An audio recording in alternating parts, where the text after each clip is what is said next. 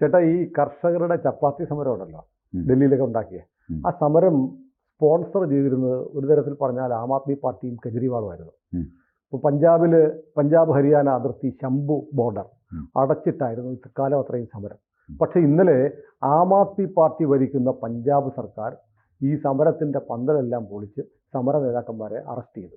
എന്താണ് ആപ്പിന്റെ സർക്കാരിന് പെട്ടെന്നൊരു ബോധോദയം? അതാ ജസ്റ്റിൻ ട്രൂഡോ മാറിയതാ.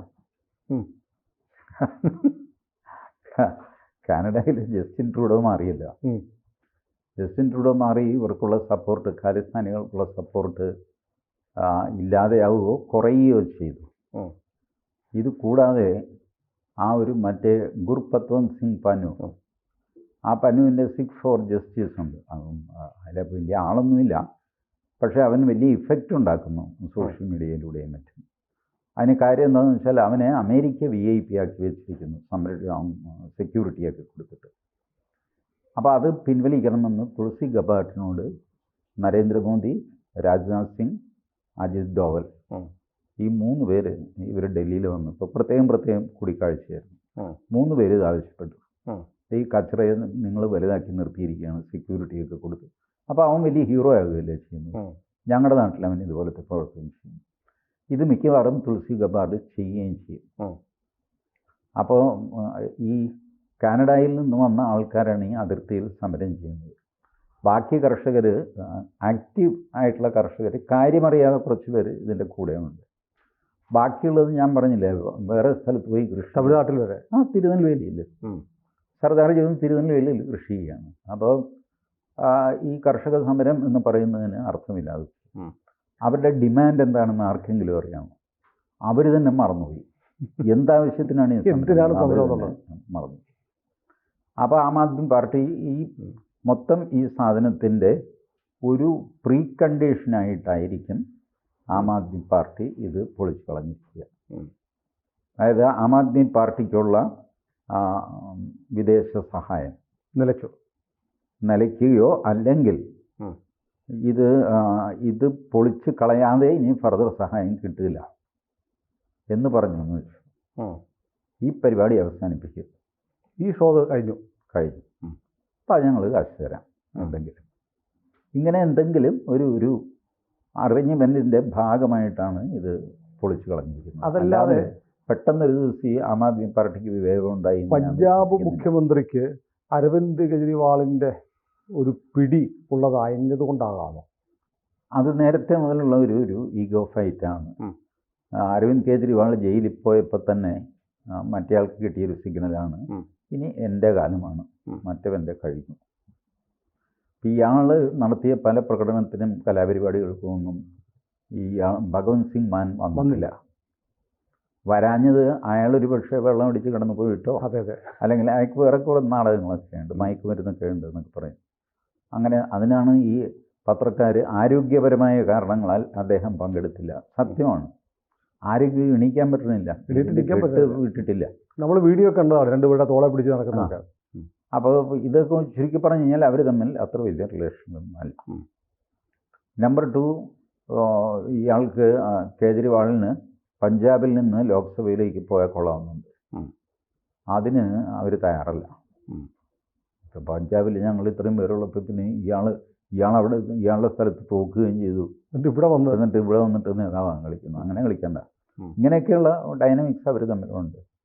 അപ്പോൾ ബേസിക് പ്രശ്നം കർഷക സമരത്തിന് പ്രത്യേകിച്ചൊരു ഡിമാൻഡോ സംഗതിയോ ഒന്നുമില്ല. വെറുതെ മോദിക്കെതിരെ മുദ്രാവാക്യം വിളിച്ച് ഇങ്ങനെ പന്തലുമൊക്കെ കെട്ടി നെയ്യിൽ മുക്കിയ ചപ്പാത്തിയൊക്കെ തിന്ന് ഇങ്ങനെ കൊഴുത്ത് കഴിയുകയാണ് ഇവർ. മദ്യം അത് ഇതൊക്കെ സപ്ലൈ ഒക്കെ ഉണ്ട്. അപ്പോൾ അങ്ങനെ സുഖിച്ച് കഴിയുമ്പോഴാണ് അത്രയൊക്കെ വേണ്ട. ഇനിയിപ്പോൾ ഇതിന് ഫൈനാൻസ് ചെയ്യാൻ ആളില്ല. ഇത് സമരത്തിന് കാശ് വേണ്ട. എത്ര വേണമെന്നാണ് വിചാരം? ഒരു ദിവസം സമരം നടത്തണമെങ്കിൽ എല്ലാ സൗകര്യം കൊടുക്കണം. പിന്നെ ടെൻറ്റ് കൊടുക്കണം, തണുപ്പടിക്കാതെ കമ്പിളി കൊടുക്കണം, പകല് കൊടുക്കണം, കൂളർ വേണം, ഭക്ഷണം ഇഷ്ടം പോലെ വേണം, മറ്റ് പാനീയങ്ങൾ വേണം. ഇതൊക്കെ ആയിട്ട് ഒരുപാട് ചിലവുള്ള സംഗതിയാണ്. അപ്പോൾ എന്തിനോ വേണ്ടി തിളച്ച സാമ്പാർ പോലെ ഈ സമരം കഴിയുകയാണ്. ഇത് അവർ തന്നെ ഭഗവന്ത് സിംഗ് മാനോട് പറഞ്ഞതാണ്, ചേട്ടാ നിങ്ങൾ പോലീസിനെ വിളിച്ച് അഴിച്ച് ദൂരെ കളാം, എങ്ങനെയൊന്ന് ഊരണം അല്ലേ? അത് കാരണം ഞങ്ങളിത് ഇവിടെ നിന്ന് സ്ഥലം വിടുക എന്ന് പറഞ്ഞാൽ നാണക്കേടല്ലേ. അപ്പോൾ ചേട്ടൻ ബലം പ്രയോഗിച്ച് ഞങ്ങൾ നിസ്സഹായരായി പോയി. പിന്നെ കാണിച്ചു തരാം എന്നൊക്കെ പറഞ്ഞിട്ട് നമുക്ക് രണ്ടു കൂട്ടർക്കും ദോഷമില്ലാതെ അവസാനിപ്പിക്കുക. എന്നാൽ പിന്നെ അങ്ങനെ ആയിക്കോട്ടെ. 4 പോലീസുകാരെ വിളിച്ചിട്ട് പോയി ആ പന്തല്, അയ്യോ അവിടെ വലിയ വെടിയും പടക്കം ഒന്നുമില്ല ഒക്കെ പറഞ്ഞ് കോംപ്ലിമെൻറ്റ്സ് ആക്കിയിട്ടുണ്ട്, നിങ്ങൾ പോയി പൊളിച്ചാൽ മതി. അങ്ങനെ പോലീസ് വന്ന് പൊളിക്കുന്നു. അല്ല, നമ്മളത് മുമ്പൊരിക്കലും ഈ കർഷക സമരം എന്ന് പറഞ്ഞാൽ ഒരു കുറേ ഈ റിജീം ചേഞ്ചിനുള്ള കുറേ ടൂൾസ് എന്ന് പറഞ്ഞില്ലേ, അതിൻ്റെ ഭാഗമാണെന്ന് പറഞ്ഞു. പക്ഷെ അത് ലക്ഷ്യം കാണാതെ ആ ടൂള് മടക്കി വെക്കുകയാണ്. ആയിരിക്കണം. ഇപ്പോൾ ആസ് സച്ച് ഈ റെജീം ചേഞ്ച് ടെക്നിക്സ് തൽക്കാലം ഒന്നും നിർത്തിവെച്ചിരിക്കുകയാണ്. തൽക്കാലമാണെന്നാണ് ഞാൻ വിശ്വസിക്കുന്നത്. അത് പെർമനൻ്റ്ലി അവർ നിർത്തിവെക്കുകയൊന്നുമില്ല. തൽക്കാലം അവർക്ക് ഇന്ത്യൻ റെജീം ചേഞ്ച് ചെയ്യുക എന്നുള്ളൊരു ഇൻറ്റൻഷൻ ഒന്ന് പോസ്റ്റ്പോൺ ചെയ്തു. കാരണം പല സ്ഥലത്തും ബംഗ്ലാദേശിൽ അവർ റെജീം ചേഞ്ച് നടത്തി, പക്ഷെ അതെങ്ങും എത്തിയില്ല. അഫ്ഗാനിസ്ഥാനിൽ റെജീം ചേഞ്ച് നടത്തി. ബട്ട് അവരെ അത്ഭുതപ്പെടുത്തിക്കൊണ്ട് താലിബാൻ ഭരണമാണ് അഫ്ഗാനിസ്ഥാനിൽ, പക്ഷെ ഇന്ത്യയുമായിട്ട് ഗുഡ് ടേംസിലാണ്. ഇന്ത്യക്ക് വേണ്ടി പാകിസ്ഥാനെ തല്ലുന്നത് അഫ്ഗാനിസ്ഥാനാണ്. നമ്മളെ എൻജോയ് ചെയ്യുന്നു. പാകിസ്ഥാൻ നിലവിളിക്കുന്നു. പാകിസ്ഥാൻ പറയുന്നു കിഴക്കുന്നാണ് ഇതിൻ്റെ ഡിസൈൻ, പടിഞ്ഞാറുന്നാണ് ഇതിൻ്റെ എക്സിക്യൂഷൻ. സംഭവം വ്യക്തമാണില്ല. അപ്പോൾ നമ്മൾ പറഞ്ഞു ഞങ്ങൾക്കിതിൽ യാതൊരു പങ്കുമില്ല, വെറുതെ ഞങ്ങളെ വലിച്ചഴിച്ചത്. അഫ്ഗാനിസ്ഥാൻ കുറച്ചുകൂടെ ടഫായിട്ട് പറഞ്ഞു, ദേ ഒരു കാര്യം ഞാൻ പറയാം, ഇങ്ങോട്ട് കയറി കളിച്ചാലുണ്ടല്ലോ. ഇതൊക്കെ പറഞ്ഞെങ്കിലും പാകിസ്ഥാൻ്റെ ഒരു ഭാഗം അഫ്ഗാനിസ്ഥാൻ്റെ ഒരു ക്ലെയിം പണ്ട് മുതലേ അഫ്ഗാനിസ്ഥാനുണ്ട്. അപ്പോൾ അത് വേണമെന്നൊക്കെ ഈ താലിബാൻ വന്നു കഴിഞ്ഞപ്പോൾ അവർ പറഞ്ഞു. താലിബാൻ വന്നപ്പോൾ പാകിസ്ഥാൻ വലിയ കൈയടിയായിരുന്നു. ഇവിടുത്തെ നമ്മൾ വിസ്മയം അല്ലേ, ഇവിടുത്തെ ആൾക്കാരൊക്കെ വലിയ കൈയടിയായിരുന്നല്ലോ. അവസാനം സംഗതി താലിബാനാണെങ്കിലും അവർ ഇന്ത്യയുമായിട്ട് ഗുഡ് ടേംസിലാണ്. പാകിസ്ഥാനാണ് അവർ ആക്രമിച്ചത്. ഇപ്പം അവർ തമ്മിലായി ശത്രുത. ചുരുക്കി പറഞ്ഞാൽ പാകിസ്ഥാനിൽ ബലൂചിസ്ഥാൻ ആർമി, പിന്നെ അവരുടെ 110 ആർമിയുണ്ട് ബലൂചിസ്ഥാനിൽ. അതുകൂടാതെ അഫ്ഗാനിസ്ഥാൻ്റെ കുത്തിത്തിരിപ്പ്, ഇതൊക്കെ കൊണ്ട് പാകിസ്ഥാൻ വിഷമിച്ചു. അപ്പോൾ ഫലത്തിൽ അമേരിക്ക ഇട്ടിട്ട് പോയ അഫ്ഗാനിസ്ഥാനല്ല ഇപ്പോൾ ഉള്ള അഫ്ഗാനിസ്ഥാൻ. അഫ്ഗാനിസ്ഥാന് നമ്മൾക്ക് ഒരുപാട് സഹായം കൊടുത്തു, മെഡിസിൻസ് കൊടുത്തു, ഭക്ഷണം കൊടുത്തു, ഇതൊക്കെ കൊടുത്ത് അവരെ സഹായിച്ചു.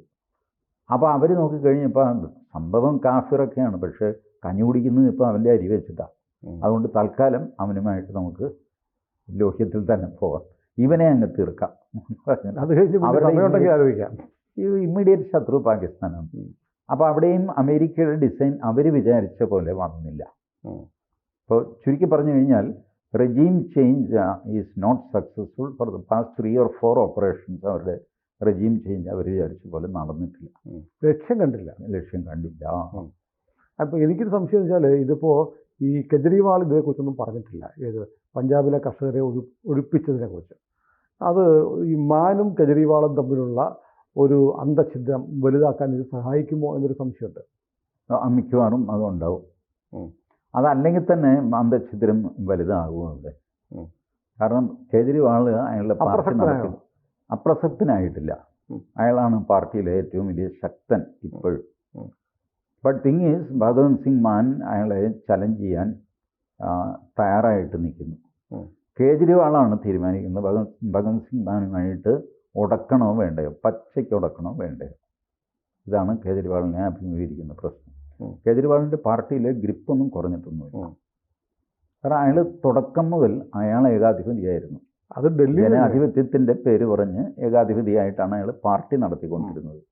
എത്ര സ്വാതി മലിവാളിനെയൊക്കെ അടിച്ചിട്ട് എന്ത് സംഭവിച്ചു. പക്ഷെ ഡൽഹിക്കപ്പുറത്ത് ഈ കെജ്രിവാളിൻ്റെ ഈ മെസ്ബറിസം പഞ്ചാബിൽ വർക്ക് ചെയ്യുമോ?